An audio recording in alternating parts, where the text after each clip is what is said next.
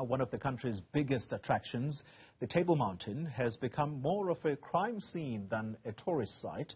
This is according to a mountain users forum called Friends of Table Mountain. The group collecting a petition of 10,000 signatures today. They're calling for a safer Table Mountain. Well, let's unpack exactly what was contained in that petition. We'll speak now to Andy Davies. He's the chairperson of Friends of Table Mountain. Andy, good evening to you and thank you for your time. So 10,000 signatures, what exactly are you calling for? Yes, in fact, we actually got 11,000 signatures today as a result of the focus it's received. In December, we started this petition as a result of the spike in crime at the end of 2023.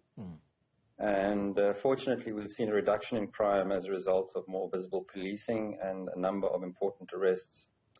But what we're asking for is a more consistent and preventative approach towards crime on Table Mountain National Park.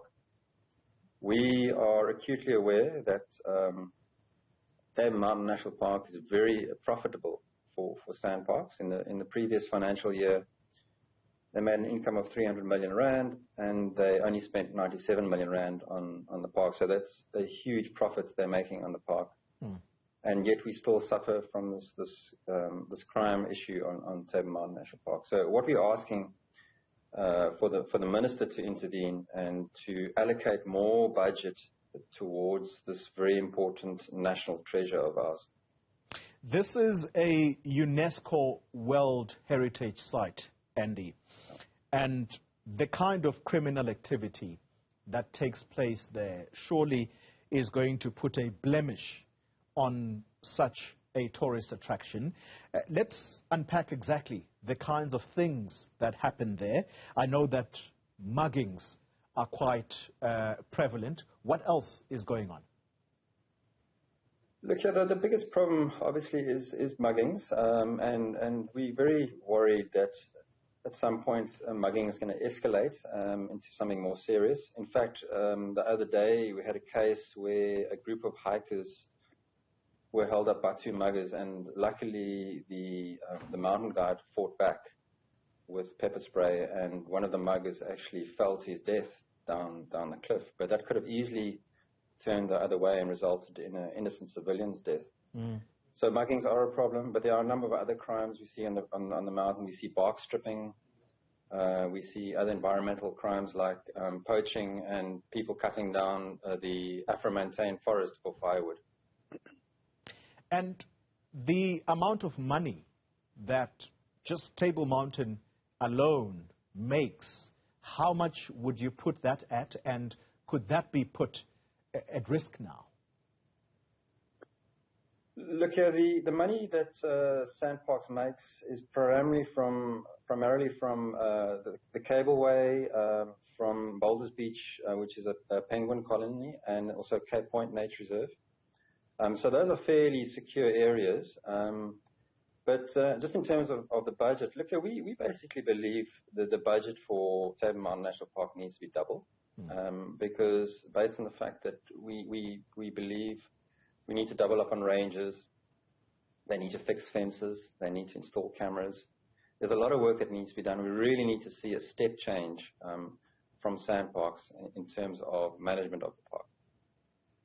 Some 4 million rand was put up recently by the Western Cape government, and this was made available specifically to boost safety at the Table Mountain. Is that not adequate, do you think?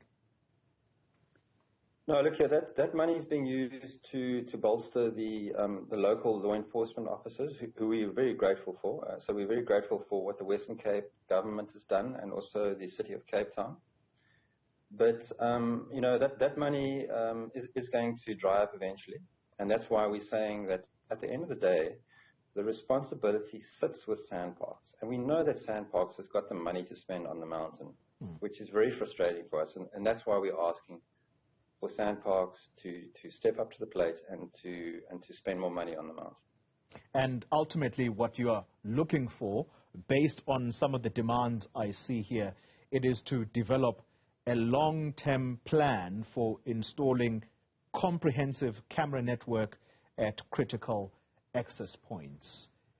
That long-term plan, that grand vision, how much would you put that at? Is there a figure to it, or is that something that you're going to leave to government? No, I'm not a security expert. I'll leave that up to the experts. But at the end of the day, we really need to see some kind of plan in place. And I believe that plan needs to be shared with the public to a certain extent. Obviously, we don't want to share sensitive operational details.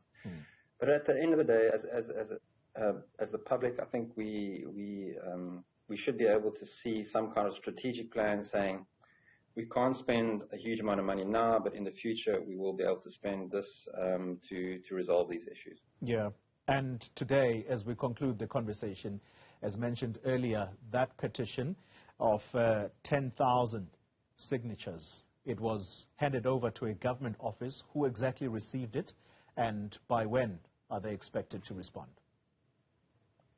So we invited the Minister for Forestry, Fisheries and Environmental Affairs to the petition handover. Unfortunately, she did not make it. The Brigadier from South African Police Services, Cape Town, arrived, and the Shadow Minister for Forestry, Fisheries and the Environment, Member of Parliament Dave Bryant, he arrived, and he promised us that he would submit that petition to Parliament, possibly for debate. Andy Davies, thank you very much for your time, Chairperson of Friends of Table Mountain.